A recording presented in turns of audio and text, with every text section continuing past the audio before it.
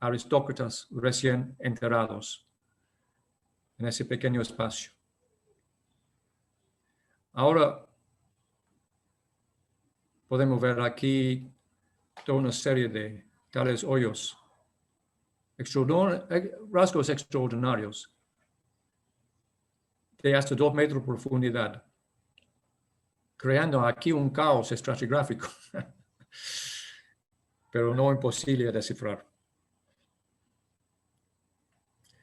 Bueno, estos hoyos de poste tenían hasta 2 metros de profundidad. Al lado exterior, una parte inclinada, una rampa para permitir más fácilmente la inserción del poste en su hueco antes de rellenar lo demás del espacio con diferentes capas de arcilla, ceniza y otras sustancias. Lo interesante es que al fondo de todo hoyo, debajo de todo poste, hubo 1 o 2 o más piedras grandes. En el caso del lado de la tierra, en ese lado, las piedras eran metates, símbolos de la tierra, agricultura, maíz, símbolos masculinos, tal vez. En este lado marítimo, noroeste, oeste, eran anclas, símbolos del mar, de la navegación en balsa. Lo femenino es la dualidad andina, anteriormente representado por espóndilos y caracol, ahora representado por anclas y metates. Entonces aquí, la ancla. En este caso, los hoyos de poste de 2 episodios sucesivas, cada uno con una ancla en su fondo. Eso es la ancla más grande que encontramos, 50 centímetros de ancho.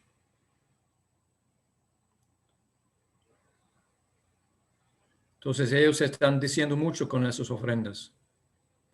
Están creando aquí una explicación, un simbolismo explicativo de su mundo,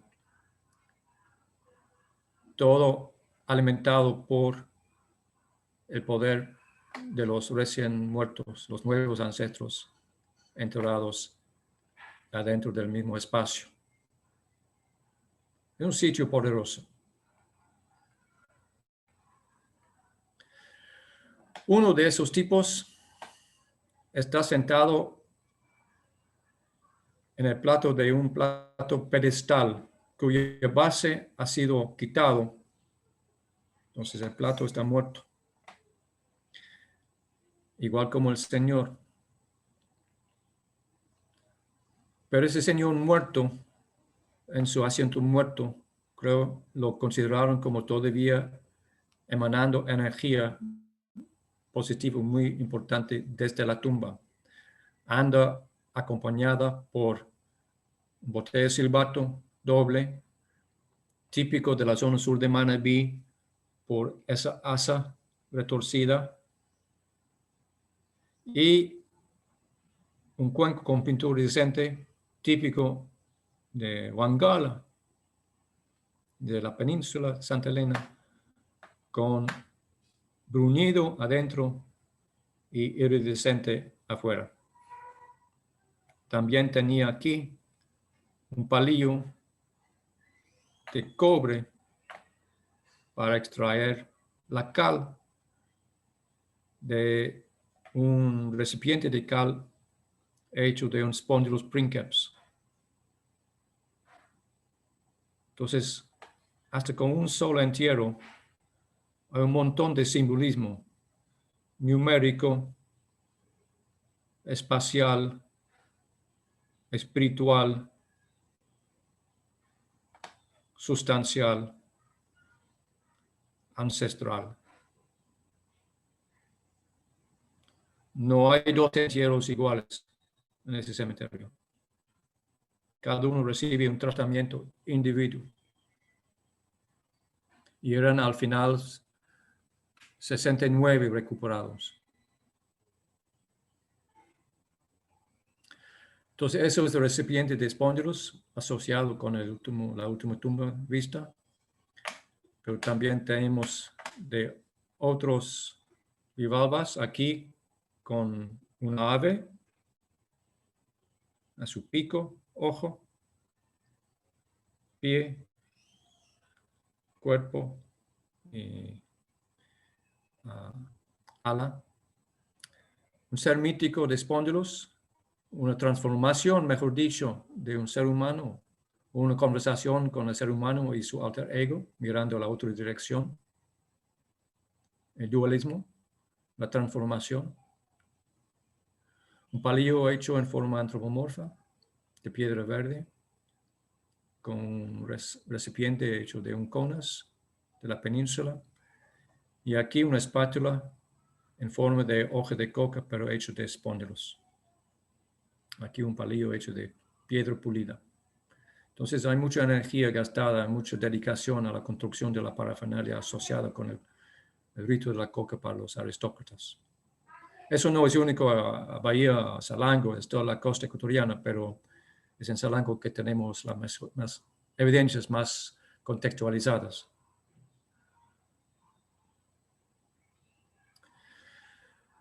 Entonces, para 2014 yo había ido reconstruyendo el formativo tardío, había empezado un poco lo que era el tetralogia regional. Por diferentes motivos había ido a trabajar en un jaboncillo, pero todavía y siempre con esa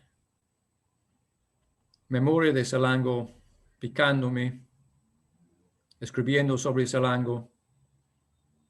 En 2014 escribí algo sobre Salango y estaba pensando que con eso tal vez termino mi relación con el sitio. Cuando surgió la necesidad, bueno, me pidieron asistir en el monitoreo de un proyecto de ingeniería pública, la instalación de alcantarillado en Salango. Ellos, suponiendo que de algún motivo que nunca voy a entender, que empezaron el proyecto supuestamente sin saber que Salango era un sitio sagrado, un sitio arqueológico. Pero así es que me convencieron a volver. Y esa oportunidad, aunque inicialmente tuvo mucha resistencia, porque uno no puede trabajar en sitios como Salango tan fácilmente. No es tanto el trabajo por ser trabajo, que es el problema, que es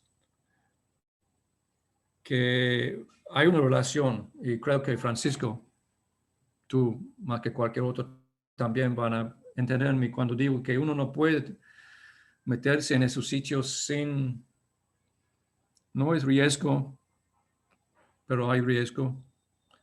Más bien que hay que reconocer en qué tipo de territorio que estás entrando. Muchos arqueólogos no creen tanto en lo que es eso de Huaca, pero por diferentes motivos, tal vez por mi trabajo en Perú, por Salango, yo no puedo negar que existen fuerzas que afectan a uno y que hay que reconocer y trabajar con mucha delicadeza. Pero me convencieron que sí. Entonces me fui a Salango, en donde encontramos varias cosas sorprendentes que me permitió ampliar mucho mi imagen del sitio. Encontramos un inicio con el arcaico tardío, una nueva fase constructiva funeraria de desarrollo regional, y encontramos evidencias para comprobar que Salango no fue tanto un asentamiento con un centro ceremonial, sino todo un santuario. Esas eran todas preguntas que yo tenía actualmente atrás de mi cabeza cuando había escrito sobre Salango. No teníamos respuestas, hasta los resultados de la intervención en 2014 y 2016. Además, para ese tiempo tuve la experiencia de haber excavado en Salango y luego reflexionado sobre Salango, que me permitió trabajar con las evidencias que encontramos con mucho más facilidad, creo que hubiera sido sin haber tenido la experiencia esta de los años 80. Entonces me fui preparado y al final veo que fue necesario. Y era puro sorpresa y milagro lo que encontramos. Pero como puede ver, al inicio era bastante feo. Eran 2 o 3 máquinas trabajando a la vez y no quisieron parar por fecha límite de entrega de trabajo, etcétera, etcétera, la política. Hasta veces hasta 4 metros de profundidad. Y esto es la calle que anda desde la fábrica al museo. Y afuera de la fábrica por 150 metros, aquí bajando 4 metros, está pura estratigrafía cultural. Estaban destruyendo un montón de cosas. Y por diferentes motivos no tuve cómo pedir o insistir que ellos paren la construcción. Entonces iba rescatando lo que pude, ayudado sí por los asistentes de trabajo, los observadores, siempre muy amable, pero con sus responsabilidades a la empresa y el municipio a cumplir. Entonces era difícil. Pero llegando al final de ese tramo de la calle, vi a 3 metros a la esquina, hubo una esquina aquí, vi a 3 metros de profundidad una capa intrigante de color negro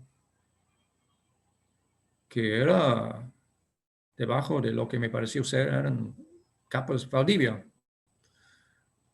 Entonces saqué una muestra y luego volvimos en agosto de 2015, donde estaban ellos buscando colocar un cilindro de cemento, un recolector de los desechos, los desagües. Entonces, utilizamos ese momento para pedirles ayudarnos, dejarnos excavar un poco arqueológicamente el último metro y sacar muestras de lo que yo había visto varios meses antes. Entonces aquí con un argentino, Juan José Ortiz, sacamos un bloque del basural arcaico tardío y está aquí Cristian investigando una playa antigua dejada después de la regresión del mar, después de la máxima transgresión holocena. Es decir, que hace 6.000 años el mar estaba aquí, o hace 7.000 años el mar hasta aquí, llegando a un acantilado que todavía sirve como para definir la calle principal del pueblo Salango. Entonces, eso nos dio una fecha, porque sacamos carbón que nos dio una fecha de 4.000 a.C. calibrado, para fechar la ocupación más temprana posible para esta zona de Salango. No es posible que Salango antes había sido ocupado donde actualmente es mar, cuando el nivel de mar era más bajo, hace 10, 11.000 años. Pero por los propósitos presentes, es suficiente decir que la ocupación del sector tenemos la fecha de inicio de 4.000 a.C. Aquí está, ¿dónde está? Aquí está el museo, que algunos hemos visitado. Aquí la fábrica. aquí donde encontramos el arcaico tardío. En ese tiempo existió todavía un manglar separando la zona de la fábrica 141 A, B, C, D de ese sector donde estamos ahora. Además, el río Salango tenía su estuario por acá. Entonces, eso era hace 6.000 años, al nivel del agua a veces inundado. Y esa parte era separado de la zona de la fábrica. Ahora, aquí en 141 A y B nunca encontramos arcaico tardío, pero no pensamos tampoco buscarlo y no tuvimos realmente la oportunidad para hacerlo. Pero no, para mí no sería sorpresa que hace 6.000 años ocupaciones estuvieran presentes aquí y aquí. Eso también nos ha ayudado con esa fecha y vínculos con el sitio Valdivia y sus capas más tempranas, postular que el arcaico tardío termina y Valdivia empieza en 3.800 a.C. Eso es un detalle, pero interesante. Aquí es como vi el basural en febrero 2015 con piedras manchadas con hollín, partidas por fuego, lascas o restos de concha trabajada, pintada mazalánica y pequeñas lascas de piedra. También hueso pescado, lo que esperemos analizar, identificar en esos meses. Entonces eso era un campamento o sitio pesquero pre-Valdivia, arcaico tardío. Eso fue primer sorpresa y lo identificamos aquí. Luego, en abril 2015, conseguí permiso y financiamiento y el apoyo académico de la Universidad Técnica de Manabí, que me contrataron como profesor, a hacer una excavación estratigráfica de lo que denominamos zanja 2, una zanja de 15 metros de largo, que por coincidencia o no, y aquí nada de coincidencia, se ubica por encima del perímetro del santuario. Pero esa foto tiene otra vez la idea de demostrar lo difícil es imaginar que esta zona sí fue santuario. Una zona sumamente sagrada, hace 2.000 años y más, y hasta más recién. No hay ningún indicio superficial, ningún letrero, ninguna propaganda para explicar al mundo que cuando están entrando aquí, están entrando la zona de un santuario. Además, eso es otro detalle, además de arcaico tardío, mi investigación sobre las evidencias para esto me forzó a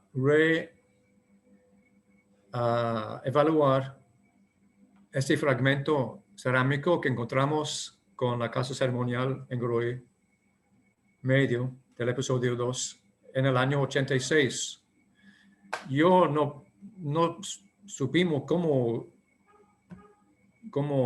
definir esto. Era trabajo de un niño por ser muy mal hecho, los puntos muy pequeños. No pudimos explicarlo. Pero recién los rusos, japoneses trabajando en Re Alto han publicado descripciones de cerámica San Pedro, en donde además de la línea, el decorado con línea incisa, algunos tiestos llevan también esas columnas de impresiones de dedos circulares. Entonces yo ahora estoy identificando esto como cerámica San Pedro, lo que quiere decir que Salango tiene precerámico, Valdivia temprano y sea con precerámico o con Valdivia o con los dos también San Pedro. Es decir, que tenemos una buena secuencia cultural en Salango, casi completa. También decir que lo identifiqué en el año 2020, por lo que es 35 años después de haber encontrado el objeto. Y que como es necesario y valioso a veces que las investigaciones sigan a largo plazo, algo que no siempre pasa. Entonces, aquí el recinto funerario desarrollo regional, el santuario chamánico en Goroy. Aquí donde encontramos los restos arcaico tardío. Y en Zanja 2, donde encontramos dos montículos funerarios del desarrollo regional muy temprano.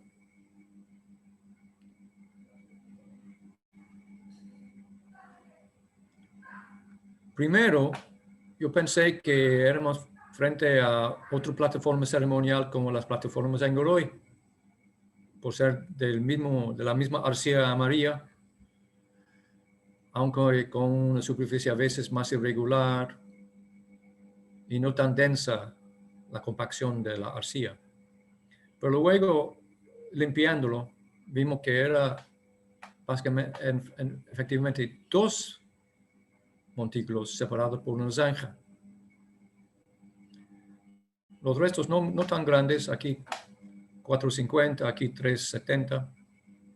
Y por trabajar en una zanja o trinchera de 1 metro, no hubo mucho espacio no pudimos ampliar la excavación para rescatar la totalidad de cada uno, un y de uno. Pero era interesante, intrigante.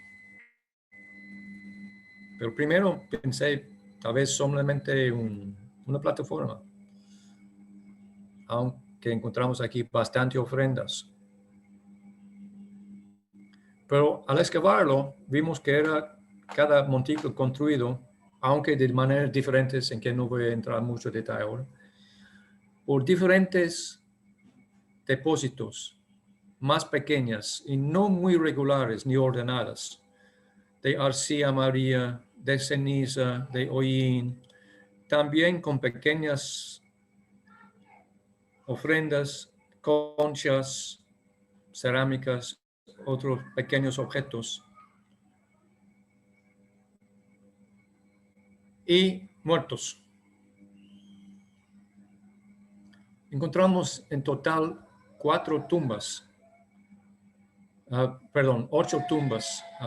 10 tumbas, 4 en el montículo oeste y 6 en el montículo este. Eso aparentemente era el entierro fundador, un hombre adulto acompañado por un lindo spondylus, gracias cama y una ocarina silbato, típico del desarrollo regional temprano. Aquí también una cuchara de concha. Los rellenos de esas tumbas, que eran mismo excavados en la arena al atrás de la playa, los rellenos eran una mezcla de arcilla amarilla, ceniza, arena y ceniza. Mezclados, pero tapando cada tumba con una capa bastante evidente de esta arcilla amarilla.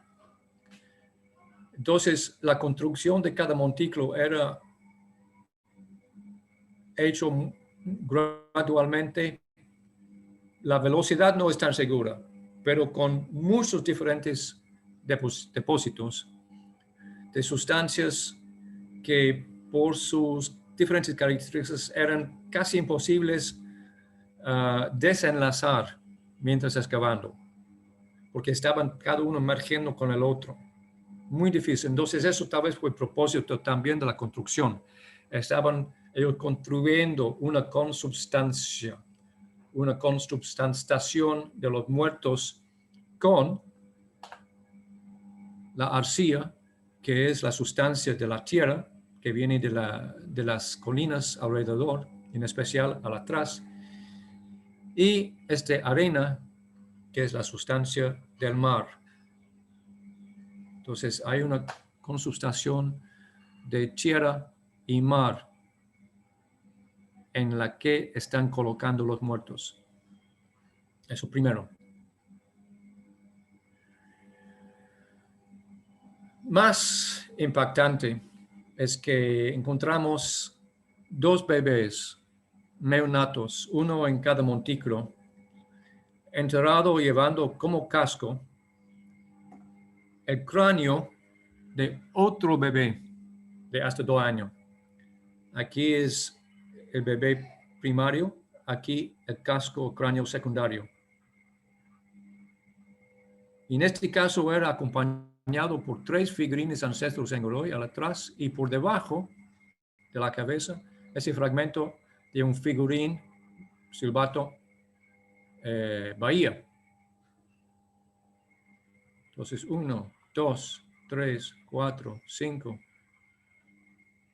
6 espíritus aquí en ese espacio.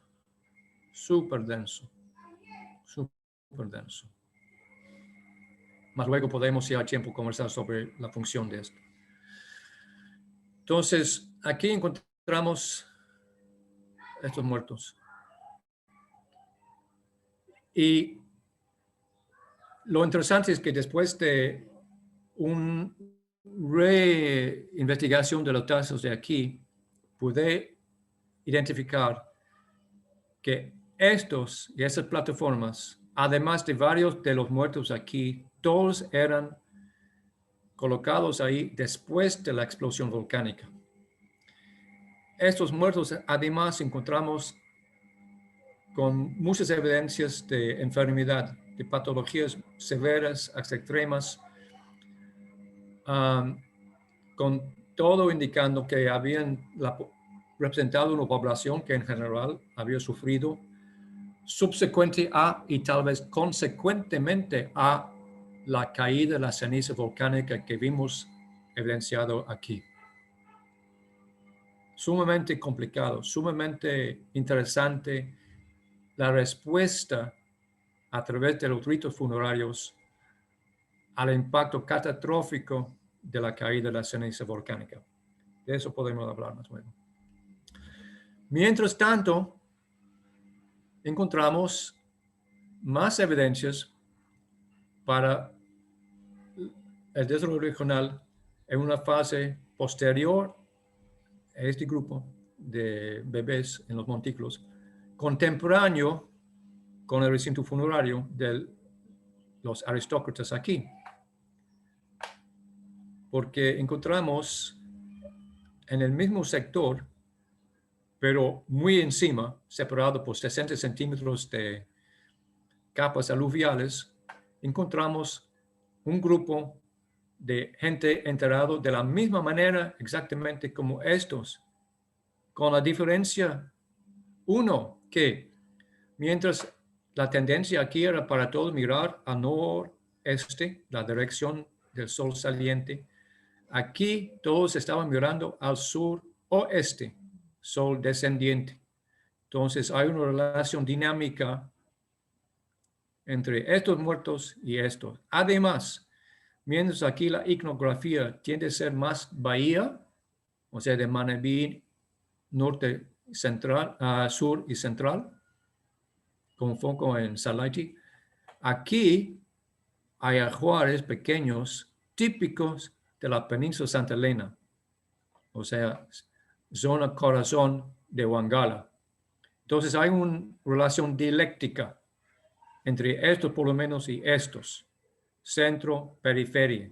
Y podemos ver que mientras el santuario o la zona funeraria Bahía está rodeada por muro y postes, luego un espacio y otro límite definido por estos muertos aquí.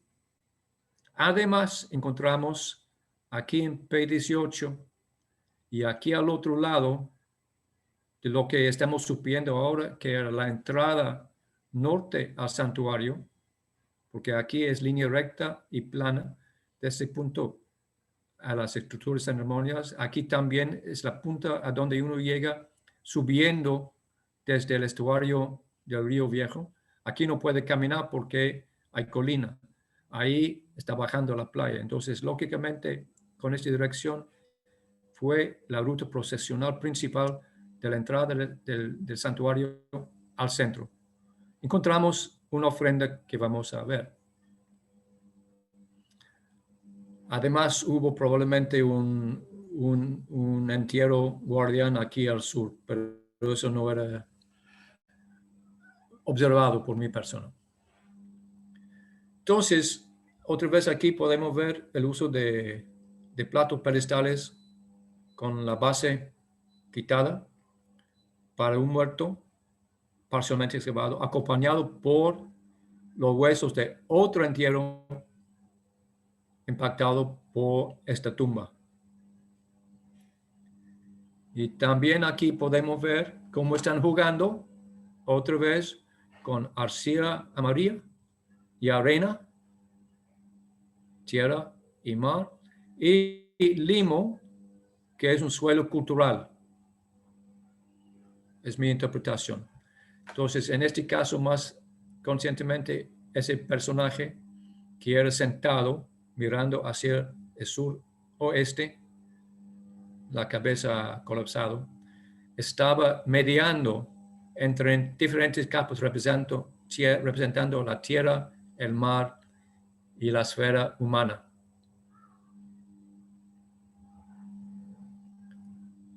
Para ver otra vez cómo la sustancia del sitio es de suma importancia y que ellos mismos eran conscientes de esto y estaban obligados a reconocerlo y trabajar con esta sustancialidad. Entonces, pasando el bus era donde encontramos esos entierros Wangala, temprano. Y eso era el mayo 2015 y estamos todos con chikungunya, que era no tan mal, pero difícil. Pero no pudimos parar el trabajo porque los señores de la empresa no tampoco eran para dejarnos descansar. Entonces pasó aquí la máquina para instalar ese pozo aquí. Y aquí Edison observó que cuando pasó la máquina, quitó parte de una vasija que estaba aquí, más o menos. Entonces pedí que ellos limpian este sector, ese metro por metro, y sacando la tierra y todo, encontraron una urna funeraria con los restos de un bebé alineado, los restos secundarios, los huesos sueltos de un entierro, de un bebé enterrado alineado hacia el noreste con la cabeza aquí. Por encima de un plato pedestal, la olla que estaba parcialmente destruido, y este figurín, que es un figurín silbato de una mujer con su falda ceremonial, adornada con collar de piedras grandes, por de piedra verde, una nariguera de oro y, perdón, olvido la palabra para las studs, lo que ponen, no son aretes, clavos, sí, entonces, y clavos, y una banda para amarrar su cabello, su pelo. Entonces, es una pieza hermosa. Aquí, debajo de ese entierro, a un lado y imagino, protegiendo la entrada norte, indicando la dirección noreste asociado con la salida del sol y la zona bahía que es de Manta. Toda la geografía local del sitio está construido para vincular el espacio inmediato con el espacio geográfico, el espacio político, sociopolítico alrededor y el cosmos. Es un cosmograma muy intricado. Entonces, eso fue una linda sorpresa y fue sucedida varios meses después, casi al final de los trabajos de la empresa, cuando estaban poniendo tubería terciaria, no muy profunda, y el fiscalizador del trabajo me estaba diciendo, Richard, ya no vamos a encontrar nada más, vamos muy profundo. Y justo vi caer del balde de la máquina un tiesto de esta cabeza, que milagrosamente reconocí como idéntico a otra pieza encontrada por Jeffrey Bushnell en La Libertad en los 30. La pieza es idéntica, la preservación diferente, pero es básicamente el mismo objeto, que es la base de una vasija compuesta cuya parte superior ha sido partido o quitado. La parte inferior, la base, siendo importante porque representa la cabeza de un espíritu, un animal mítico, vinculado más probablemente con el agua. Aquí tiene serpientes de 2 cabezas vinculándose para hacer nariz, colmillo aquí inferior, superior, lengua. Una manifestación muy intricada, muy compleja, muy grande y distinta de la misma criatura que estaba presentado en la botella doble de uno de los primeros entierros que encontramos en Salango en los 80. Estas son serpientes de 2 cabezas rodeando ese animal con cabeza felino, con colmillo y larga lengua. Esa criatura es básicamente otra versión de esta. Y la presencia de esto indica entonces que Salango fue íntimamente vinculado con la libertad a través de un rito de entierro tal vez simultáneo de objetos idénticos tanto en Salango como en la libertad.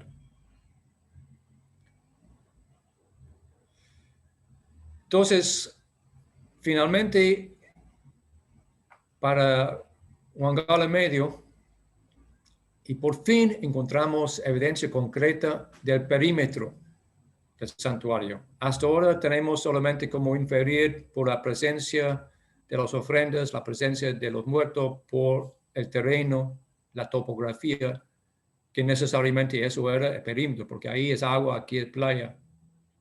Pero aquí encontramos arquitectura que define este mismo perímetro, y eso pertenece a Wangala Medio, que es más o menos 300 a 600 después de Cristo.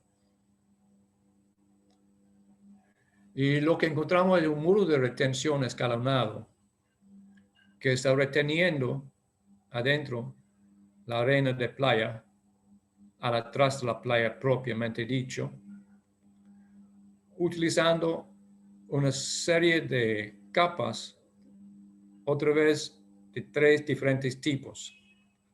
Ahora el muro escalonado tiene, aquí es la parte del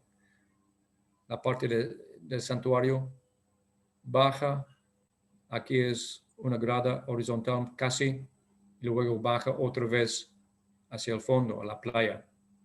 Así visto desde arriba. 1, 2, 3. 1, 2, 3. La parte superior, la capa sellante, es esa arcilla amarilla que vemos desde ángulo y medio, siendo elemento fundamental de las construcciones sagradas, la arquitectura sagrada. Pero también, claro, que tiene una función material, que es duradero, que es sellante, y es bastante visible por su color. Entonces, es lógico que utilizan esto para tapar su construcción. Aquí, principalmente, habíamos ya excavado ese material, pero se puede contraste con lo que es por debajo, que es una capa de limo lleno de pescado cocinado, a veces con pescado completo, con mucho carbón, y muchos pequeños artefactos seleccionados. Eso no es basura de ninguna manera. Eso es todo cuidadosamente preparado y seleccionado. Y es lindo porque eso representa un tipo de ofrenda muy diferente a todo lo demás que hemos visto hasta ahora en Salango. Y además porque son tan completos, va a ser muy interesante el estudio de los huesos pescados con Philippe Barrès en París y la comparación con los restos ictiológicos de las demás ocupaciones en Salango.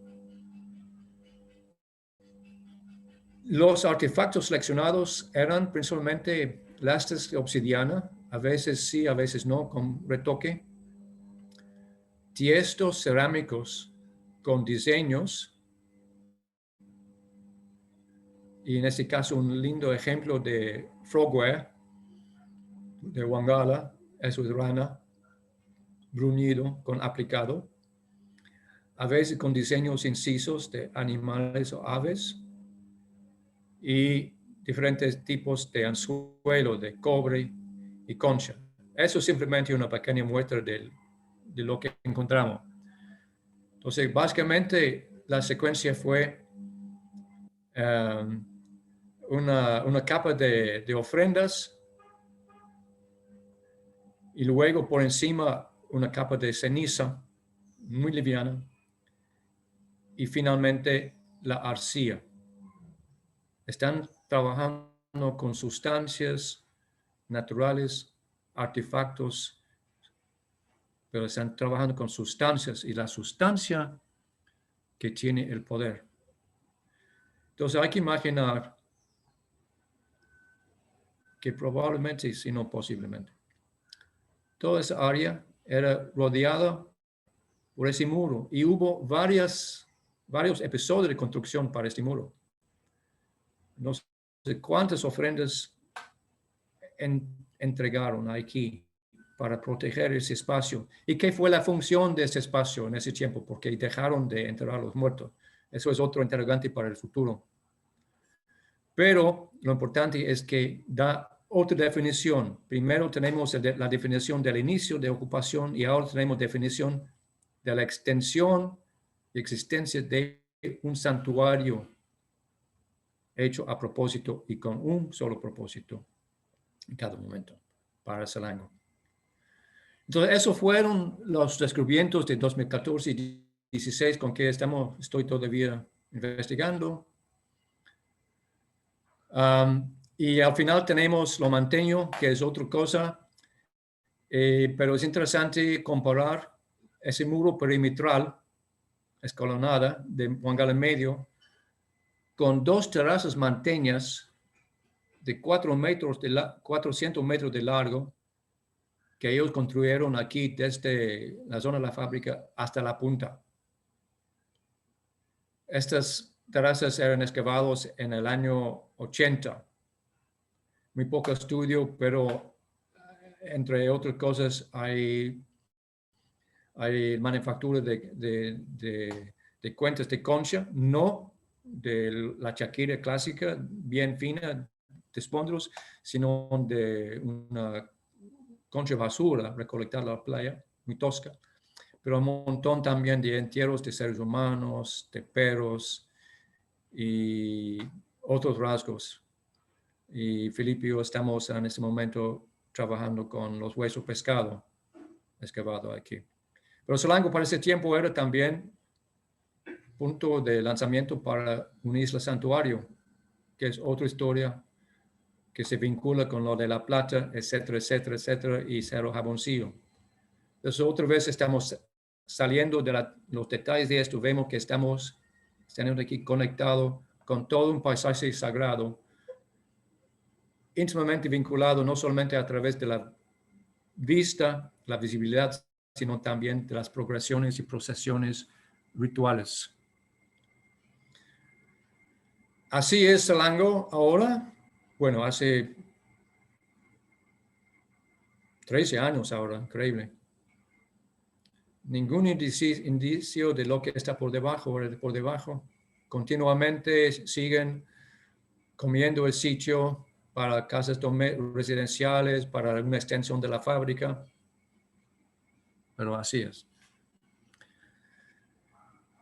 Resumen, y he pasado largo mi hora, pero tenemos un sitio geográficamente clave, Costa Central, 5.500 años de historia detallada de cambios tecnológicos, económicos, sociales, políticos, espirituales, un espacio poblado por los muertos, en muchos casos identificables como individuos por sus diferentes características, un lugar y punto de encuentro con el mundo de espíritus, en especial lo que diría que para considerar en el formativo tardío una manifestación de la conciencia, porque nada fue hecho sin haber sido concebido por los chamanes o otros líderes de los ritos que estaban realizados ahí. Entonces todo surge de la imaginación de esos tipos y de su visión de este mundo y el otro mundo. Entonces yo diría que lo que tenemos en Salango, en especial para esos 500 años en que me he enfocado, tenemos la posibilidad de imaginar que estamos en contacto con la imaginación dinámica y transformativa, porque en cada caso ellos estaban buscando mantener y transformar su mundo, regenerar su mundo. Y yo vengo entonces al último punto muy preciso. Después del evento volcánico, poco después de 100 a.C., cuando cayó la ceniza sobre Salango, y tuvieron ellos a responder a ese cataclismo, ese Pachacuti muy antiguo, donde el sol literalmente hubiera desaparecido y el mundo, el tiempo tal vez terminó. Tuvieron que encontrar una respuesta a ese desastre, a ese impacto material y espiritual, que luego fue seguido por la emergencia de los aristócratas, vaya, en especial. De un momento, tal vez un siglo o menos, sumamente importante por entender la conciencia humana en ese tiempo frente al desastre natural como ahora nos afecta, y cómo tal vez el evento y la respuesta resultará en la emergencia de una nueva forma de poder. Y así debo indicar que mi trabajo depende de la contribución de un montón de gente. Pero todo ha sido muy lindo. Y gracias. Muchísimas gracias. Aplausos. Gracias. Vamos a hacer una ronda. Primero yo sí le quiero felicitar. Es un trabajo lo presentó de manera muy clara en función de cómo se fue encontrando con los espacios, y también rescato mucho la necesidad por la que inicia este seminario. Normalmente me causó mucha impresión que dijera que tenía que buscar cómo hacer más relevante a Salango en el contexto de la historia de Sudamérica en términos antiguos, ¿no? Y creo, bueno, no sé, a mí me hubiera parecido evidente que sí hay una relevancia sustancial en función de que hay este rastreo de la memoria, que en muchas ocasiones tendemos a pensar lo andino en función del Perú, ¿no? O el formativo en el Perú, pero cuando miramos hacia otros lugares, sí nos damos cuenta de que hay una recuperación necesaria de esa memoria, que estas pequeñas cabezas que están en la superficie son a la vez la intención que tienen las cabezas clavas en Chavín de Huántar, o cómo esta presencia de los ancestros en términos de la relación con la arquitectura sí tiene réplicas en otros lugares y que es necesario que sí las pensemos a escala continental, ¿no? Comprender estos fenómenos y tener esta amplitud de mirada a escala continental. Muchísimas gracias. Y pues abrimos la sesión de intervenciones, preguntas, felicitaciones.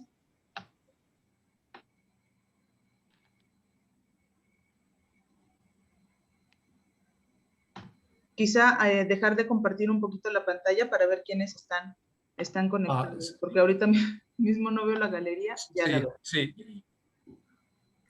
¿Yo dejo de compartir? Sí, sí, porque está compartido desde su máquina. Listo, muchísimas gracias. ¿Quién quiere tomar la palabra? Doctora Ers. No más, no. Muchas gracias. Sí. Saludos a todos también. Saludos, doctora. Gracias. ¿Quién más? ¿Comentarios, sugerencias? Carmela, bienvenida.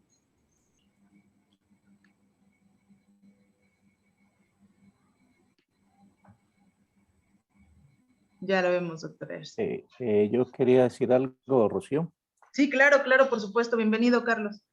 En primer lugar, muchas gracias, doctor Lunis, por su excelente exposición. Mi nombre es Carlos Armando Rodríguez, yo trabajo en Cali, Colombia, en el suroccidente de nuestro país.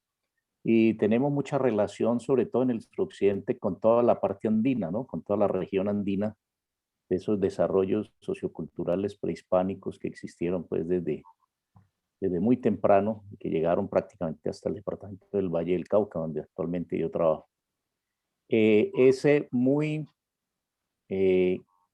muy importante que la presentación, por ejemplo, de este tipo de exposiciones, porque nos dan una visión, digamos, general de todos esos procesos, toda esa secuencia sociocultural milenaria que en muy pocas regiones de nuestro continente existen. A mí me parece fenomenal el trabajo que ustedes han hecho durante tanto tiempo y ese trabajo interdisciplinario que indudablemente sirve a nivel comparativo para ver cómo esos procesos se dieron en otras partes de la región. Desafortunadamente nosotros no tenemos en el suroccidente ese tipo de trabajos en Colombia, aunque sí han habido, digamos, algunos trabajos de arqueología de rescate que se han convertido de arqueología de rescate a trabajos, digamos, de amplios durante varios años. Pero sí me parece muy importante este tipo de exposiciones, doctor, y además porque lógicamente le permite a uno también, digamos, discutir en torno a una serie de problemas de tipo teórico, ¿no? Por ejemplo, doctor Lunis, usted dice que los cambios climáticos, generalmente las erupciones volcánicas que son tan frecuentes en el Ecuador y en el suroccidente de Colombia, pues digamos que fueron una de las causas, si se quiere, no sé si sea principal, pero fue una de las causas en la sucesión del poder. ¿O escuché mal? No, lo que me parece interesante es reflexionar sobre este coincidencia, cuáles son las relaciones causativas o no entre lo que es el fin del formativo como tradición socio-religioso, la caída de la ceniza volcánica, la respuesta a a los efectos mortales de la caída, como lo podemos suponer, y la subsiguiente emergencia de una nueva orden de poder. Entonces, ¿qué está pasando? O sea, yo no he hecho el trabajo suficiente para relacionar lo que es en Selangor pasando con lo que pasa en otros sitios. Pero para mí es fascinante al nivel otra vez local de Selangor. Y eso es mi enfoque principal. La manera en que ellos están construyendo del sitio una narrativa del mismo sitio y su experiencia. ¿Sí me explico? Entonces, algo que no mencioné o no especifiqué era que, si recuerdan la primera imagen de la primera casa ceremonial, hubo ese perfil de las capas amarillas con las diferentes capas cenizas. Entonces, lo fascinante para mí es que ellos conservaron sobre la última plataforma ceremonial en Goroy, conservaron esa capa de ceniza volcánica en la misma posición que las capas de ceniza producidas en los fogones anteriores. Entonces, están ellos haciendo como si, es que estoy buscando ver cuáles son las evidencias de la manera en que ellos están concibiendo y trabajando con las diferentes sustancias que están en y dentro del sitio, como arena, arcilla, etc. Y cuál es la relación entre tiempo, evento y la construcción del sitio. Entonces, aquí tenemos una intervención en donde la naturaleza interviene, los espíritus intervienen con la caída de la ceniza. Esa ceniza está incorporado en la narrativa del sitio, que hasta ese momento ha sido netamente arquitectónico humano. Pero ahí dejan esa ceniza. Y me parece que puede ser que eso es consciente. Lo guardaron. Y igual como, ¿por qué? ¿Qué pasa? Y eso es fascinante.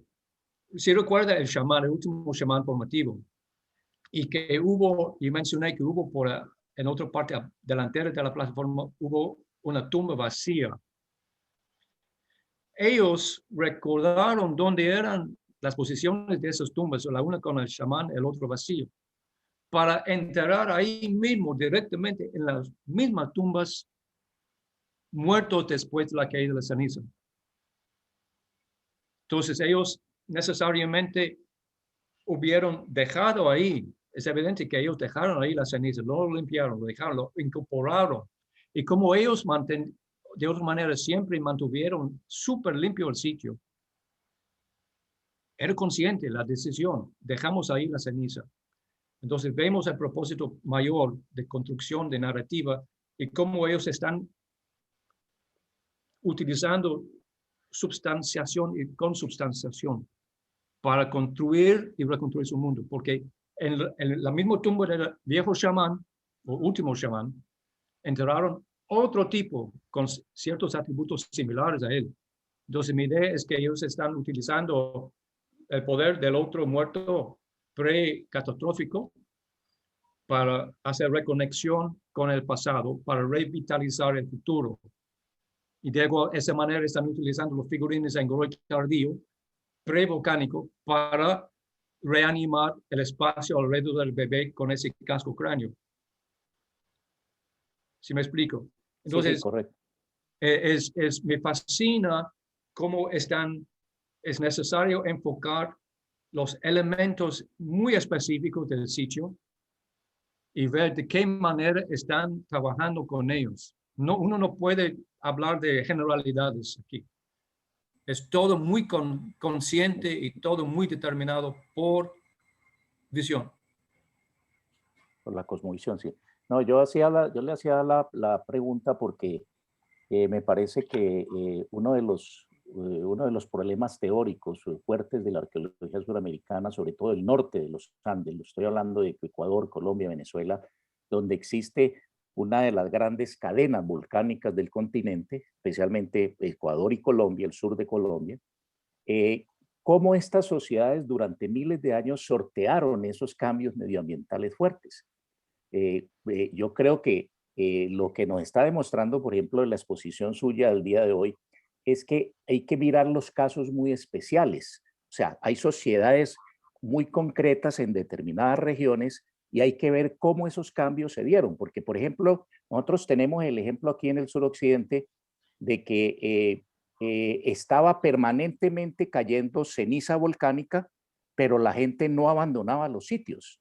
Es decir, No. en absoluto, la gente, y eso lo hemos visto en las evidencias estratigráficas de los sitios, hay evidencias de ceniza volcánica de pocos centímetros, pero sí hay evidencias de ceniza volcánica de casi 80 centímetros, 1 metro, que eso es otra cuestión, ¿sí? Entonces, me parece muy interesante lo de la exposición de lo de Salango, solamente mirándolo desde ese punto de vista, de cómo sortearon los indígenas antiguos esos cambios medioambientales tan fuertes que debían ser catastróficos. O sea, una caída permanente de ceniza volcánica es una cosa que nosotros hemos vivido. Yo lo he vivido en vida, digamos, en los últimos 10 años aquí en el suroccidente hubo cenizas cayendo, cenizas volcánicas del volcán del Riz. Claro, no tan catastróficas como para que la gente abandonara sus sitios. Entonces, yo por eso le hice, doctor Luni, la pregunta, ¿no? Porque me parece muy interesante ese tema. Sí, y para mí yo creo que es interesante el caso porque es muy diferente al caso del norte de Manabí, donde James Hyde ha trabajado en el Valle de Río Jama, donde la catástrofe era mucho más grande. O sea, en Salango no hay indicación de que ellos abandonaron el sitio, no, pero que sí hubo un impacto sobre su vida económica, social, sí, y que ellos tuvieron que responder. Entonces, porque Salango está en el margen sur de la zona de caída de la ceniza que viene del oriente, Sí. de la sierra.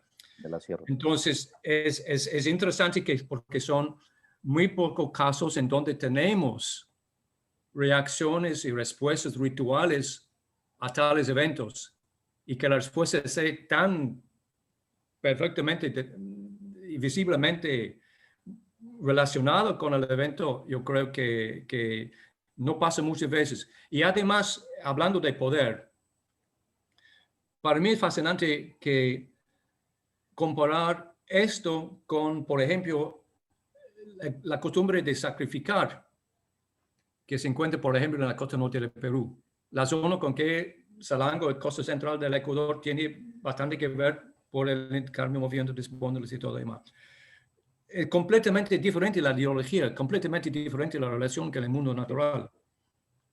Y entonces me fui a Juan Chaco justamente para ver los entierros de los bebés y llamas.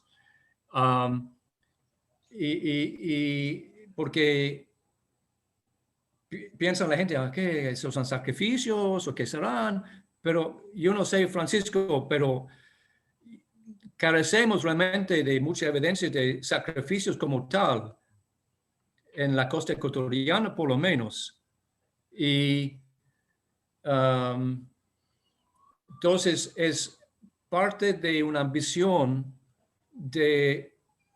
en la búsqueda para esa memoria ancestro, identificar cuál es la epistemología o que quiere ontología, lo que quiere, cuál es el término, eso depende del momento, ¿no? Pero cómo estaban pensando, cómo era su visión del mundo, y no solamente una visión intelectual, pero una visión emocional o espiritual y su comprensión de la relación del ser humano con esa materialidad. Entonces, solo como punto de comparación, que un moche, un chimú puede matar o sacrificar un niño o un prisionero frente a un gran fenómeno del niño. Y aquí no tenemos tanto, tal vez, fenómeno del niño, pero sí tenemos otras catástrofes. Y en el norte, donde Francisco, en la Tolita, los tsunamis y otras cosas también habrán tenido su impacto. Tenemos luego que pensar de qué manera, como empecé cuando estaba hablando del arcaico, tenemos el inicio de Salango al retiro del mar, después de la transgresión máxima del Holoceno. Entonces, o sea, lo que pasa, hasta qué punto coincide el inicio con Valdivia con los cambios de los corrientes de Humboldt y de Panamá.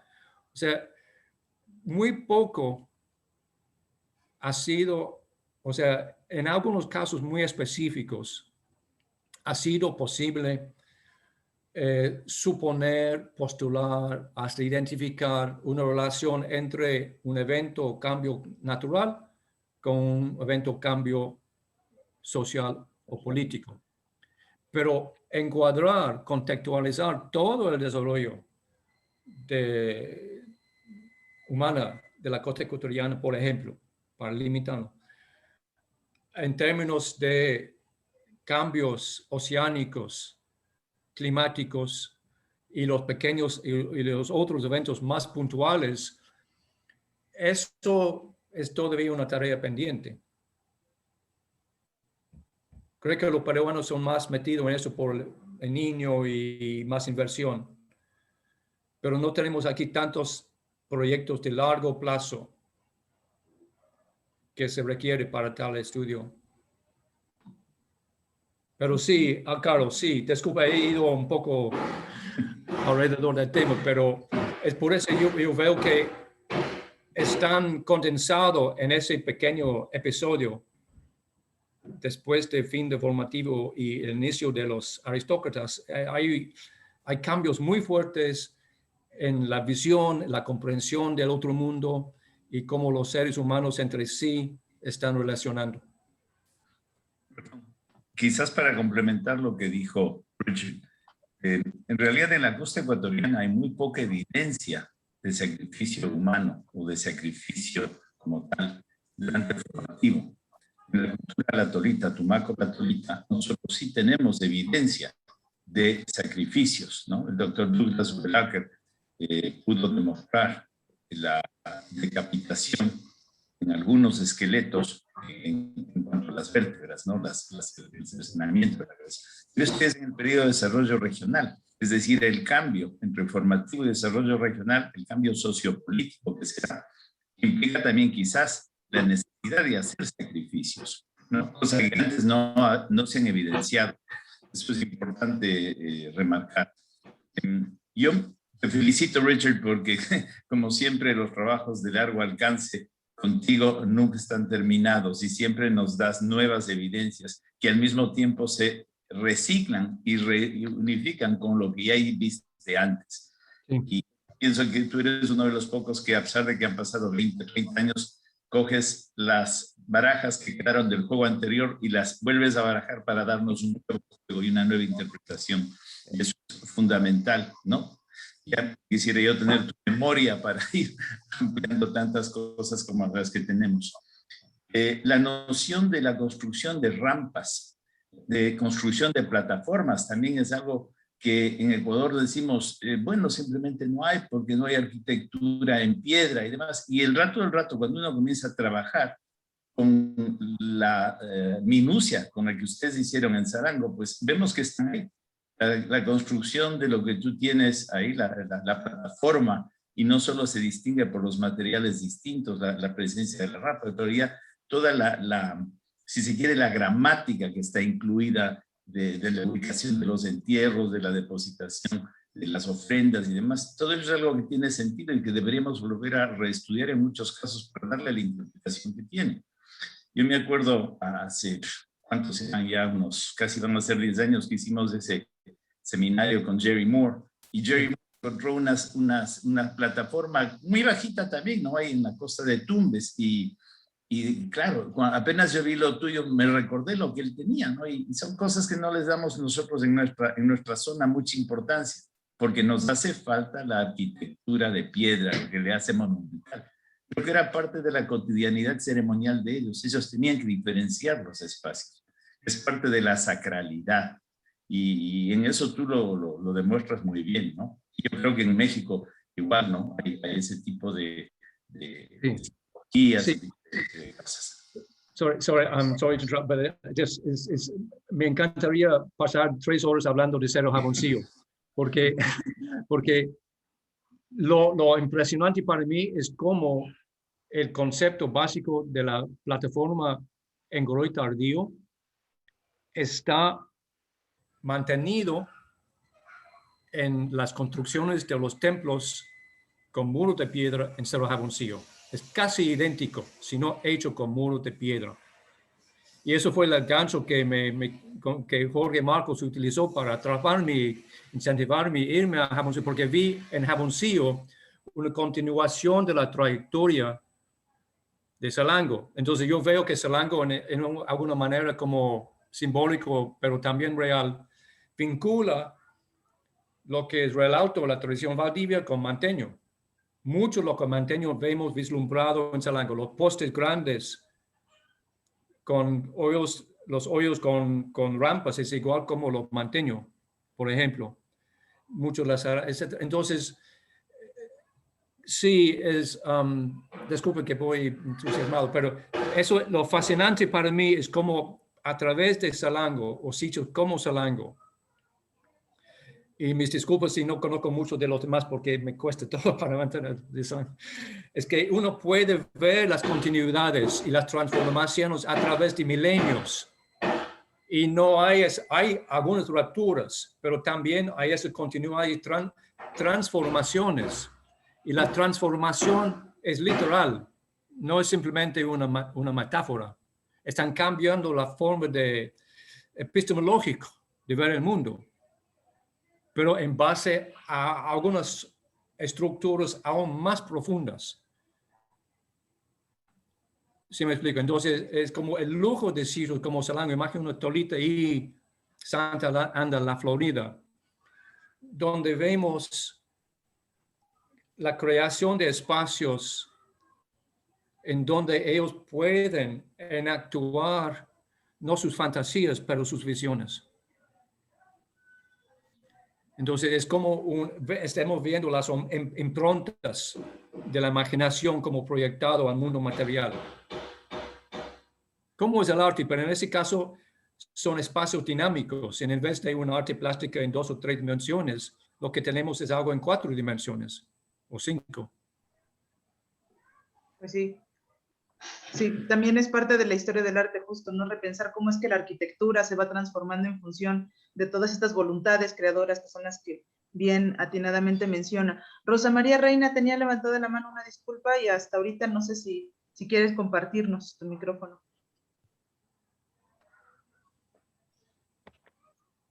Hola, queridos, qué gusto de verlos a todos en esta pandemia que no acaba de terminar.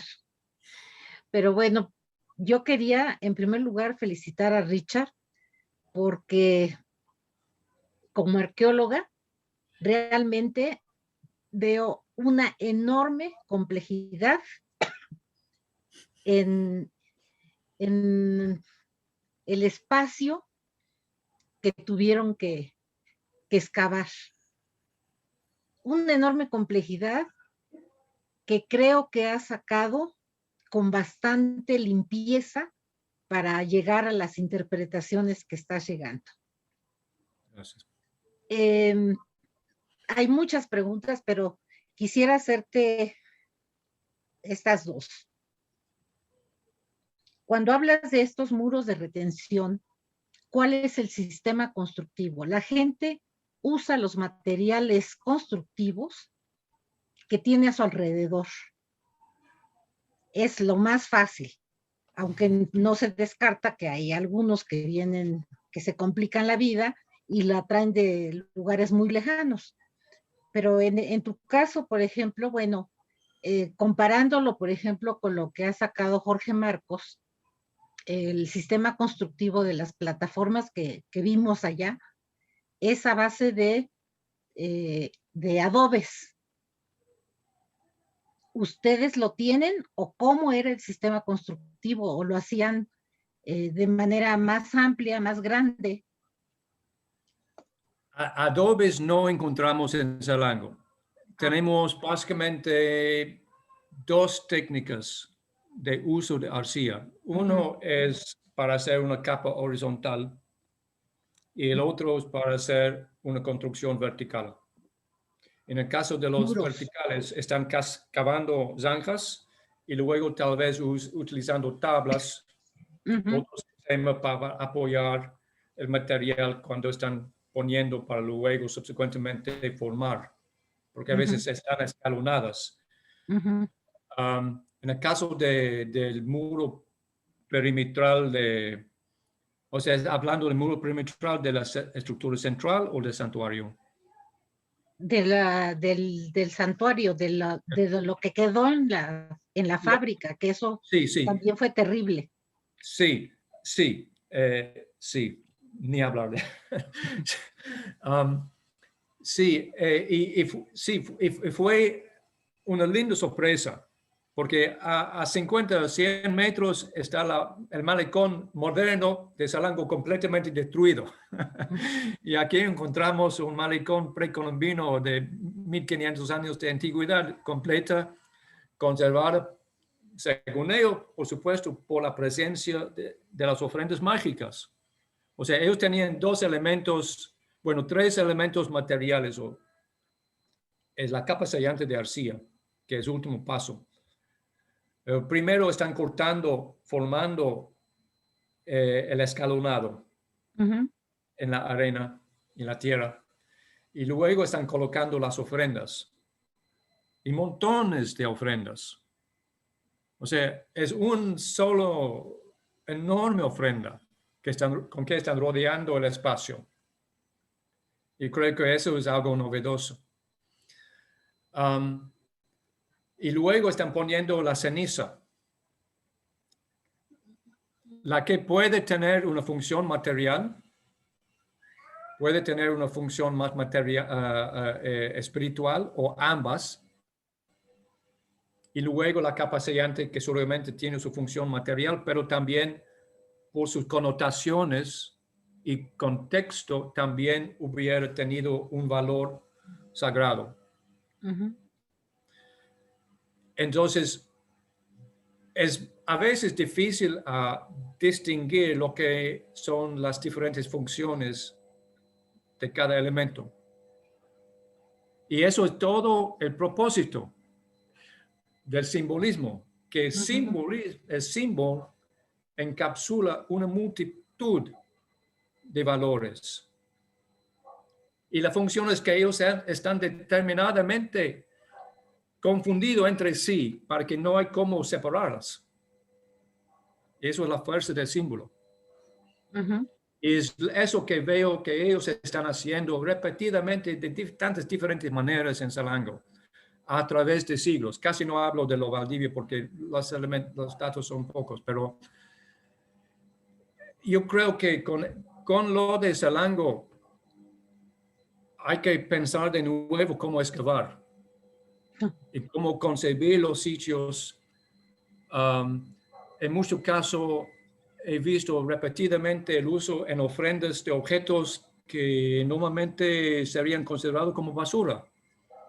Sí. Ofrendas sumamente densas, ofrendas complejas, simbólicamente complejas, hechas con una roca partida y dos conchas encontradas en la playa. Pero se puede ver por el posicionamiento, el orden de esto, que están diciendo algo sobre la estructura del cosmos, por ejemplo. Entonces, requiere que nosotros pensamos otra vez de lo que es materia arqueológica. Y cómo diferenciar, si hay que diferenciar entre, por ejemplo, un tiesto no diagnóstico, que van a votar porque no tiene nada lindo, no se puede poner en museo. Pero ese tiesto no diagnóstico lo utilizaron para poner la mano de un muerto tras de la cabeza de un muerto o al centro de un arreglo que representa el cosmos. Entonces, requiere una reconsideración a nivel muy alto, no sé si va a pasar, de cómo pensamos en materiales arqueológicos, cómo es el tratamiento y todo esto. Pues ahora sí que, como dices tú, hay que repensarlo porque muchas veces encontramos cosas que por estar rotas o por estar, no tener, digamos, un valor de lo que nosotros consideramos como ofrenda, Sí. pensamos que no están ofrendados, ¿no? A los ancestros o a los muertos, o en fin. Bueno, y una última, tú hablabas, si no te malentendí, de patologías en los entierros causadas por la caída de la ceniza volcánica? ¿Qué tipo de patologías? Bueno, primero estamos viendo que hay una relación cronológica entre caída de ceniza y el entierro de los muertos, y entre caída y la muerte. Esos individuos todos han sufrido patologías mucho más fuertes que están evidenciados después y tal vez antes. Entonces es anormal la patología general de ese grupo de muertos. Entonces, entre estos, uno era, muy interesantemente, era un caso de, no sé cómo se dice en español, hidrocefalia. Hidrocefalia. Hidrocefalia. Con la cabeza agrandizada. Sí, Sí. hidrocefalia. Como tal vez el resultado de un meningitis o tuberculosis. Sí. Muchos están con diferentes indicios de mala nutrición en especial. No me puedo recordar todos los detalles por el momento, pero casi no hubo hueso que no tenía patología. Y eso era de muchos de niños. Además, interesantemente, deformación craneal, etcétera, etcétera, etcétera, y pum, alguien con herido en la cabeza, pero principalmente son indicaciones más generalizadas que se puede atribuir a enfermedad que a la vez provocada por mala nutrición, a la vez provocada por un colapso social o económico, Entonces, eso es todavía en marcha el estudio. Por eso no he entrado mucho en detalles, pero es también, otra vez, hablar de sustancia, cómo están utilizando como casco los cráneos de otros bebés. En otro caso, quitan los huesos largos del brazo superior y la pierna superior de un niño, quitan los huesos largos y reemplazan esos huesos con artefactos largos. O sea, hay un sinnúmero de variantes sobre la posibilidad de un entierro más sencillo, que es entrar al muerto así nomás en la tierra, que estamos encontrando, y que estos están todos vinculados con trastornos biológicos experimentados. Entonces, se ve como tal vez hay hasta una idea que me llega, es que si fue y es posible que el bebé con la cabeza grande fue el primer de los bebés que se entierra en un montículo, tal vez las cabezas con otros cráneos están buscando representar la cabeza grande. Esto. Sí, eso es una posibilidad. Entonces, en estos casos únicos es difícil, con tantos elementos únicos, es difícil a ver con certeza qué está pasando. Simplemente podemos organizar los datos y presentar algo que es coherente en tiempo, espacio y lógica. Y puede ser que sean años hasta que se encuentre otro caso que nos ayude a interpretarlo de ese ángulo. Yo no creo que voy yo a ver en mi vida un fin de este estudio. Lástima que se nos vaya a acabar la vida tan pronto. La próxima, tal vez. Pero, Richard, lo que sí te quiero decir es que con la exposición que nos diste hoy, creo que has logrado tu objetivo de que valoremos algo que tal vez en nuestra visita no lo pudimos hacer. Yo no me imaginé que fuera un sitio tan importante, tan poderoso, y que por desgracia se ha perdido para siempre. Dependemos de tus notas, de tu memoria. Hay que mantenerme vivo. Exactamente. Entonces, no tienes permiso de retirarte antes de que sepamos un poquito más. Te felicito Te mando un abrazo muy grande. Muchísimas gracias. Muchísimas gracias, Sí. Rosa María. Muchísimas Gracias. Pues sí, más que aspirar a vivir para siempre, hay que apurarnos, ¿no? Yo creo que estos siempre son estímulos y son alicientes importantes, porque si bien revisamos en retrospectiva los trabajos y los aportes que se han hecho en Salango, en gran parte de los sitios costeños que dan muchísima información a los procesos de interacción, pero difícilmente tenemos estos espacios para poder hablar en serio de la importancia que implica mirarlos, ¿no? En conjunto y mirar las particularidades de cada uno. Así que sí, hay que apurarnos, tenemos que publicar, tenemos que hacer lo que tenemos pendiente con esto del Congreso. Así que vamos poco a poquito, pero Ojalá. hay que apurarnos. Sí. Aunque sea de manera virtual, pero hay que hacer algo. Sí, así es. José Carlos Beltrán, por favor. Gracias. Felicidades, Richard, por tu trabajo y tu exposición muy completa y de muy largo aliento. Y bueno, un saludo con mucho cariño y muy cordial a todos mis compañeros y colegas y amigos. Pues indiscutiblemente que tienes un santuario ahí de gran importancia y evidentemente no nomás porque es un punto de embarque para la isla de La Plata y otros lugares, sino por sí mismo. Está en un punto donde termina la montaña, está en la boca del río y tiene su estuario y enfrente tiene esa isla preciosa que es un lugar súper mágico. Entonces toda esa conjunción con el océano y todo eso, sin lugar a dudas, le da una energía muy especial que evidentemente los chamanes y los conocedores de la meteorología y de las medicinas, pues no les pasa desapercibido. Entonces, bueno, ahí tienes algo pues de gran interés y que queda inmersa en la geografía sagrada, tanto del mismo lugar como de la región, digamos, ¿verdad?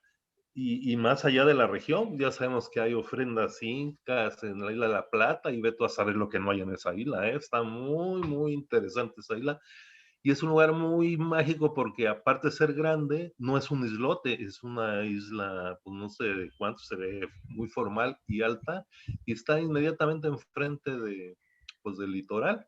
Entonces ahí se puede, desde temprano lo debieron haber logrado, y pues muy interesante. Las conchas, pues muy bonito, todo el complejo de las conchas y los conceptos que subyace detrás de todo este manejo, y que viene de tan anterior, ¿verdad? Que ya lo había comprobado, pues, los trabajos en Santa Elena y en Real Alto, y bueno, Salango, que es algo que me llamó mucho la atención desde siempre, que tuviera la misma raíz que Salagua, ¿verdad? Luego aparte de otros detalles, pero un lugarazo, la verdad. Y el complejo de conchas, pues se ve que ahí compartieron todos los pueblos del Pacífico tropical, todo ese complejo,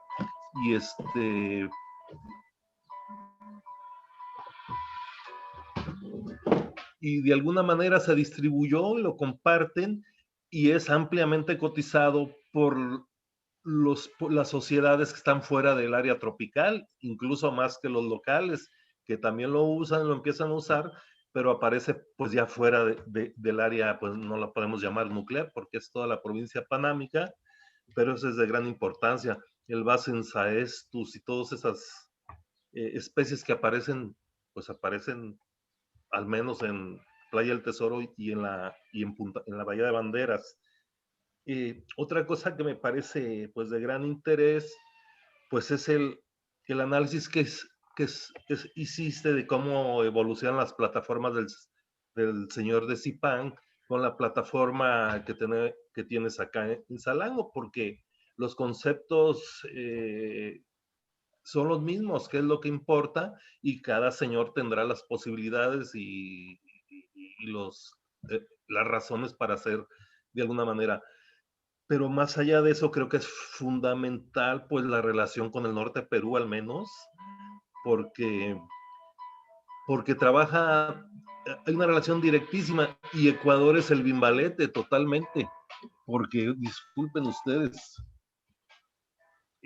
es el Bimbalete porque nos conecta con el mundo andino, y eso ya lo sabemos muy bien, faltan estudios y vincularnos más fuertemente, pero el sitio ahí que nos presentaste lo muestra claramente cómo se vincula con el norte del Perú y en esa época, y como posteriormente Lambayeque y su iconografía, pues va también con los cambios que hay en Mesoamérica, más o menos cambia de lo lineal a lo geométrico, cosas de gran interés y que son vetas por estudiar.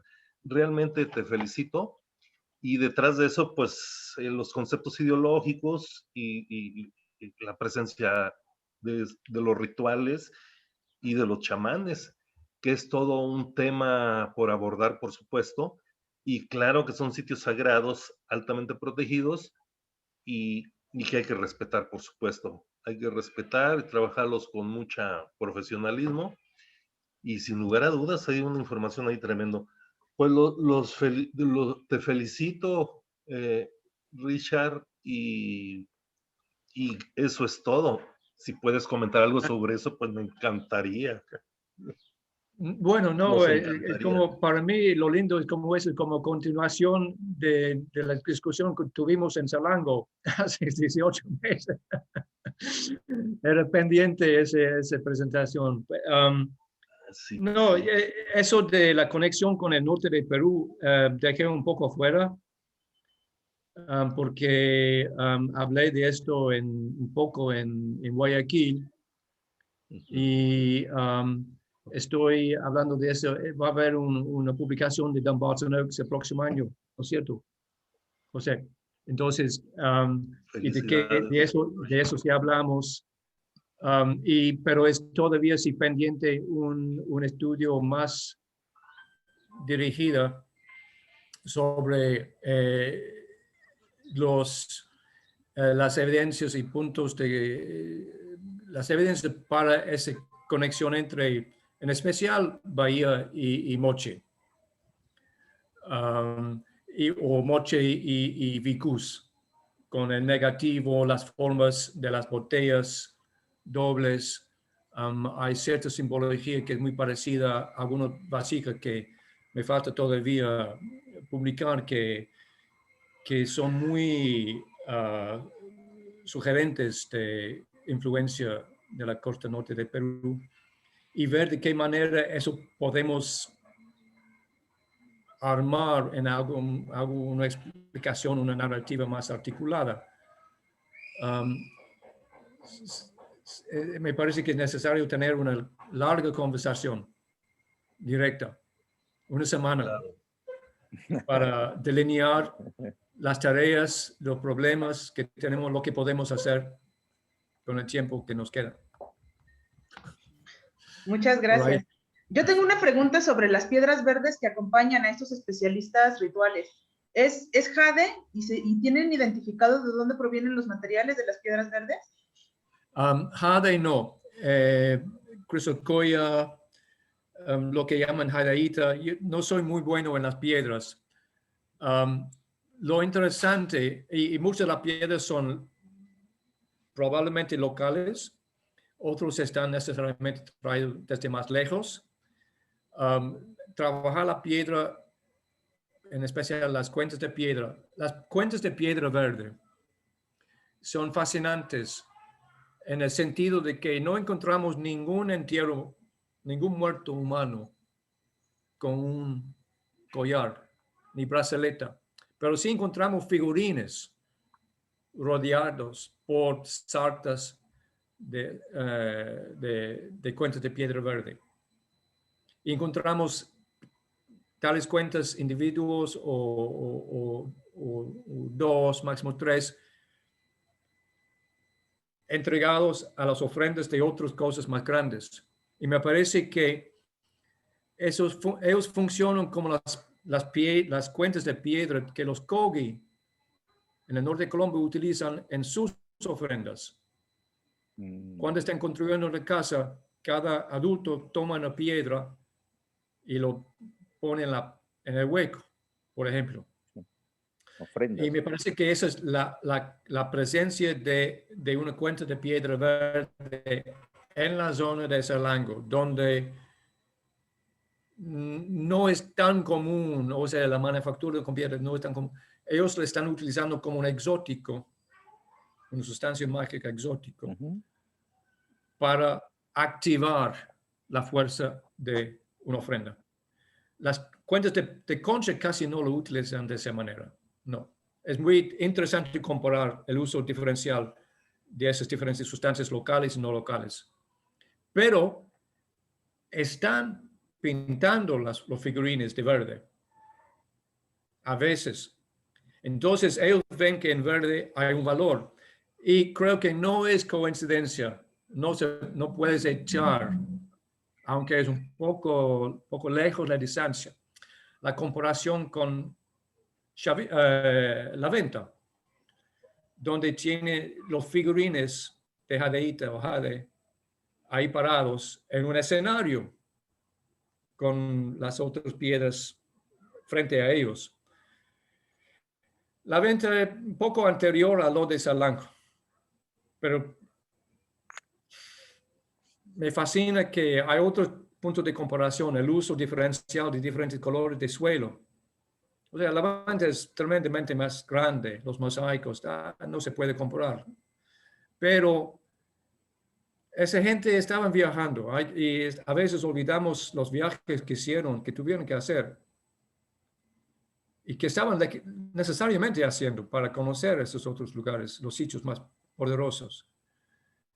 Y a veces, aunque es difícil a demostrar esas conexiones, y es un poco lejos de Piedra Verde, el caso es que en la zona sur de Manabí y hay un conjunto de botellas silbatos con cámara simple, con un señor que está sentado o parado, que lleva un turbán, que, como dijo Lathrop en los 70, es muy parecido a botellas de Paracas. Y entonces eso es otra línea de contacto, el que, como hemos visto recién, los contactos no son generalizados, son sitio con sitio, con diferentes tiempos y diferentes momentos con diferentes fines.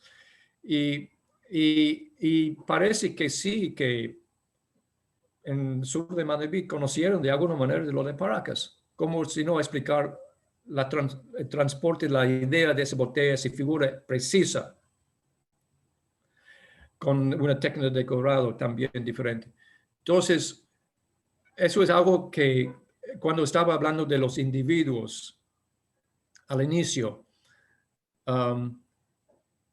yo cuando, o sea, no sé con qué motivo, pero fueron esos dos quienes llamo chamanes, que fueron tal vez las últimas piezas que pude identificar en mi reinterpretación del formativo tardío en Salango.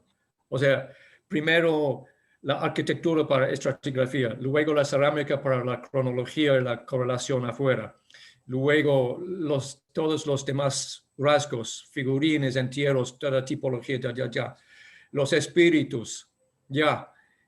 Y al final es como hay un silencio, de ese silencio de orden sale la voz del chamán que está al centro de todo organizando, porque todo tiene que haber venido de una cabeza. Entonces, yo creo que es necesario, es imaginario, claro, pero tratar de estas personas como personajes históricos, no simplemente genéricos, antropológicos, algo así, pero vivieron en tiempo y espacio. Y vemos que el estudio de esos sitios sagrados, en especial, el lugar, el espacio es de suma importancia. Además, el tiempo. Y ambas dimensiones, o la multidimensionalidad de ambas dimensiones está capturado por la conciencia, la visión del chamán. Entonces, es importante que reconocemos esos atributos del tipo y también que ellos cómo lograron sus conocimientos. y cómo son las conexiones que permiten la conciencia a larga distancia de todos, así tan particulares.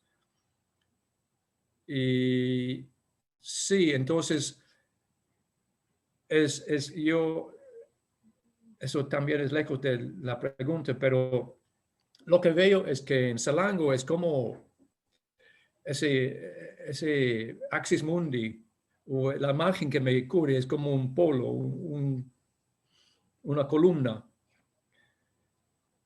con que están vinculados tantos elementos a tantas distancias, de tantas diferentes maneras. Si yo dejo de mantener firme la columna, yo me pierdo, es un caos. Entonces, metodológicamente, la construcción de matriz de Harris y la identificación de la secuencia núcleo de la estratigrafía ha sido básico a todo. Y sin esto, imposible. Muchísimas gracias. Pues sí, fue más, ajá, perdón, sí. Carmela.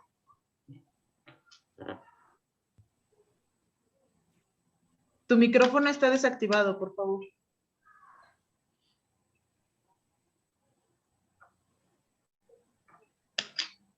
Ahí. Se fue. Ahora tu cámara y micrófono. Ok, hola. Buenas tardes, ¿sí me escuchan? Sí. Sí. Ok, buenas tardes a todos. Pues muchísimas felicitaciones, Richard. De verdad, el día que fuimos y vimos la fábrica ahí en Salango, nos daba tanto pesar ver que estaba todo ese desastre arriba de un lugar tan importante de la costa ecuatoriana. Entonces sí, era casi para llorar lo que vimos ese día y pues estamos viendo la cantidad de datos súper importantes que has encontrado, que de verdad estás poniendo, como dices, o sea, no se le da la importancia a Salango arqueológicamente en Ecuador como debiera de ser, ¿no?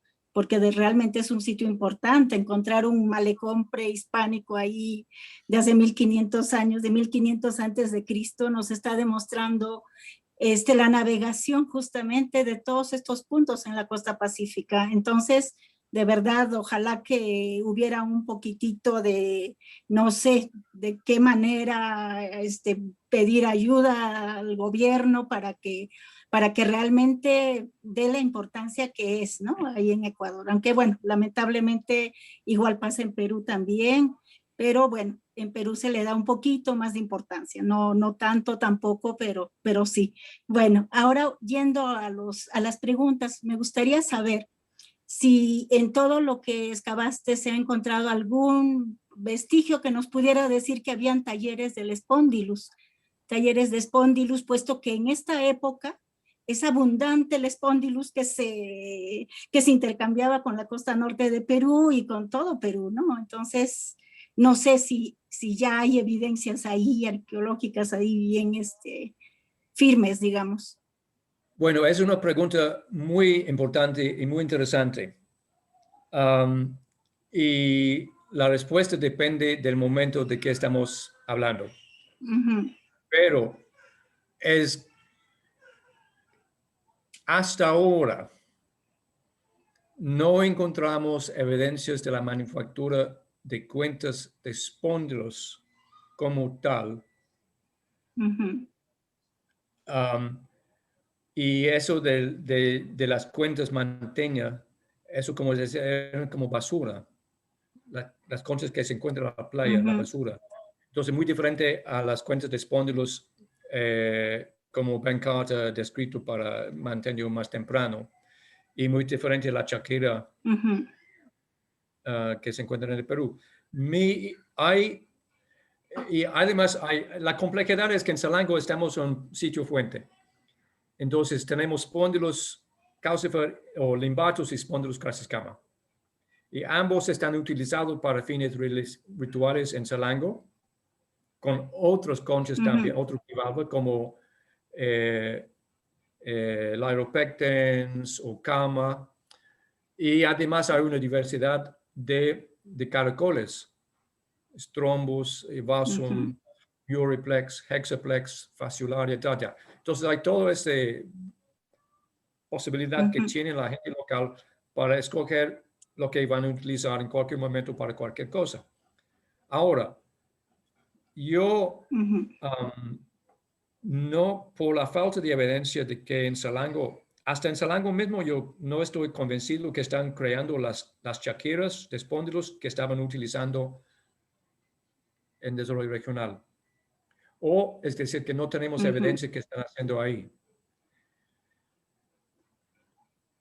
Utilizando diferentes líneas de argumento, mi idea actualmente es que del Ecuador no salía necesariamente la cuenta terminada, sino la materia bruta.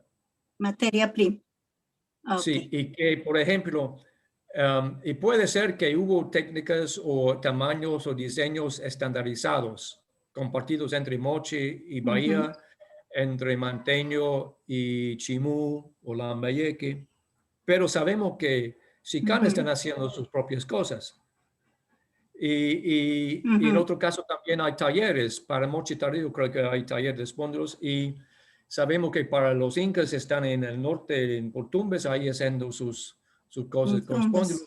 Entonces, por las cantidades movidos y por también los requerimientos específicos de quienes están pidiendo, utilizando los artefactos de espóndilos, sea en la costa norte de Perú o en la sierra ecuatoriana, es tal vez más lógica que están enviando las conchas completas, los cuales utilizan o para hacer sus artefactos o para utilizar completos, también como en Sipán. ¿No es cierto? Okay. Entonces, sí. Eso yo evito de decir que, yo digo que Salango puede ser como sitio de origen, sitio fuente, pero no están ellos manufacturando. Eso no fue aparentemente la función del sitio. Ok. Sí, bueno, tengo dos comentarios más, a ver si lo hago muy rápido.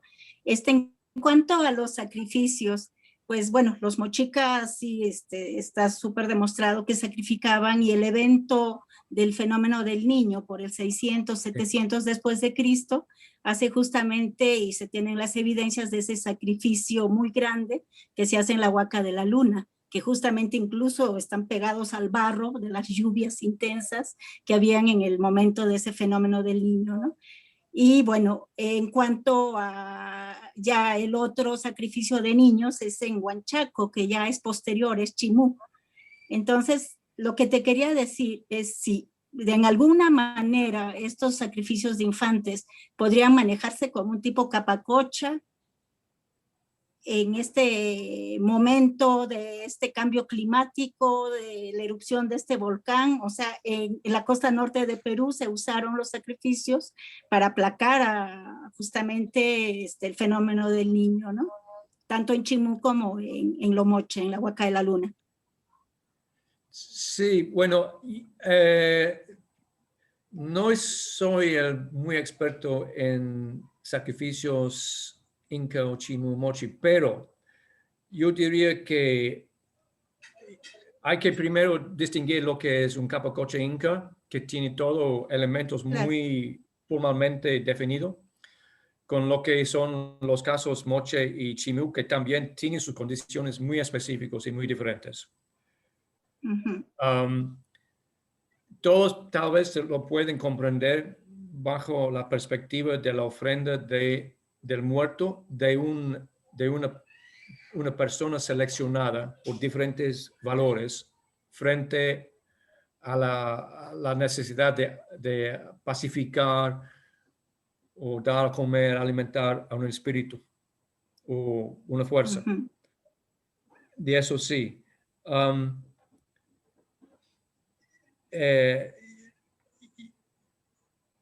Voy a pasar entonces a otro nivel. Es que, como siempre he sido repitiendo, y te puedo decir que antes de empezar, eso sería muy fructífero, porque no estaba pensando en eso de sustanciación antes de empezar ese trabajo. Y nunca había pensado tampoco en los componentes de los montículos desarrollo regional temprano como esa otra instancia de consubstanciación. Pero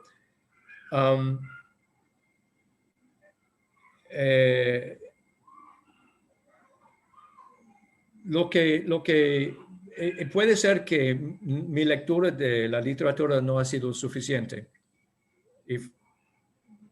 porque aquí no hay libros y hay tiempo limitado. Pero lo que creo que es importante, como tú dices, en todo caso, están dando seres humanos, vivos o muertos, y poniéndolos en lugares muy específicos. Ahora, en el caso de los Capacocha, en La Plata y las montañas en Chile, Argentina, Perú mismo, no son necesariamente sitios que han sido afectados por niños o otra cosa. Y puede ser que están utilizados para dentro de un calendario para los fines de renovación del imperio. Entonces hay distinción en este caso.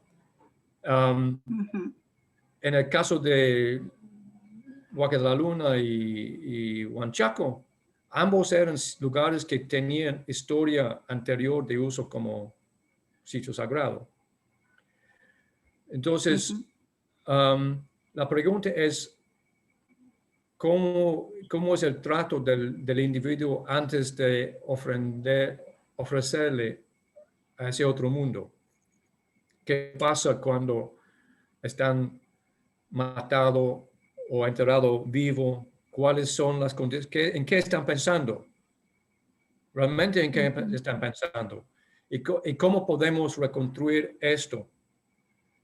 Esta comprensión como no una ambición, pero una práctica humana. Porque eso me lleva a algo en que estoy pensando recién, es de qué manera estamos realmente buscando comprender a quienes encontramos en esos sitios, o quiénes eran los creadores de los sitios. Es Moche, Chimú, es Valdivia, esto, y entonces cuáles son las características, en qué estado de evolución, pero muy pocas veces, en salvo el caso de algunos individuos y muy identificables, en especial ahora las mujeres, Moche, hablando de los Andes, porque la zona mesoamericana es muy diferente. Ellos tienen una actitud, una perspectiva mucho más histórica, mucho más capaz e interesado en reconocer individuales, porque tienen toda la historia escrita.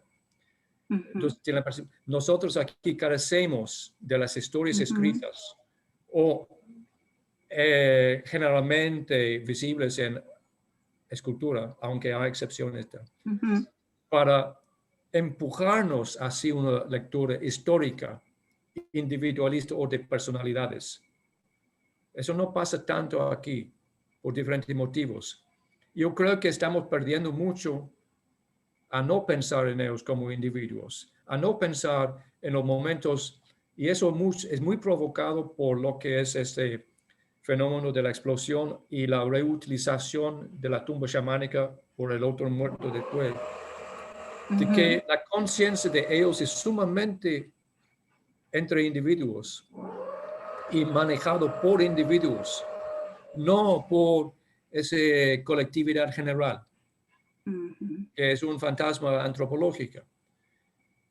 Y que en especial por los arqueólogos quienes somos, cuando estamos trabajando, es volver al tema original, cuando entramos en excavar un sitio como esto, estamos interactuando con personas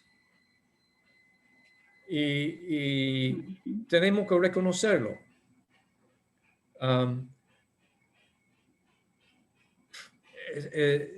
Tenemos que reconocer que estamos nosotros entrando en la historia de ese lugar, a la acción de excavar. Y eso es no solamente algo de la obligación profesional, no, porque si no nosotros no reconocemos la verdadera intención y fe de ellos con quienes estamos relacionándonos al entrar al sitio, ¿qué estamos haciendo? O sea, ¿qué derecho tenemos nosotros para meternos ahí? es algo ético. Entonces, pero no es solo ético, sino que la ética es parte de la epistemología. O sea, ciertas cosas no se puede si no se hace de cierta manera. O sea, es complicado y es un poco, no es babo, no es psicobabo, pero es algo, no es el foro adecuado para hablar de esas cosas, pero me parece que sí es importante y que porque fue justo el valor de ese individuo que le permitió a él organizar Salango hace 2100 años y recrear esa ritualidad tan compleja, tan históricamente consciente. Y luego hubo esa nueva acción de conciencia en buscar reconectarse con eso. Entonces, esos creo deben ayudarnos a romper un poco los paradigmas convencionales de la interpretación arqueológica. Y reconocer que los sitios no son el sitio, es un sitio arqueológico, o hasta que es un huaca, es un ejemplo de... No, el sitio mismo tiene un valor. Y nosotros, al reconocer esto, a nosotros mismos, idealmente nos transformamos en algo más sensible a la potencialidad del mundo. Porque, por lo menos eso fue el propósito de esos lugares. O sea, esas diferentes barreras no son solamente para proteger, pero también anunciar que hasta aquí está llegando, hay que prepararse hasta llegar al punto de carga máxima. Ok, muchas gracias. ¿Y se sabe el volcán que erupcionó en esa época? ¿Qué volcán fue? ¿Perdón? No, Sí, el volcán, todavía no. sí. No. No se No, sabe. desafortunadamente no coincide estratigráficamente con las fechas que están conocidas hasta hoy. Pero sabemos que hay diferentes capas alrededor de Salango, diferentes. Entonces, no, eso es para la próxima generación. Al futuro. Muchas gracias. Gracias. Muchísimas gracias, doctor Richard Núñez. Gracias por el tiempo de todos.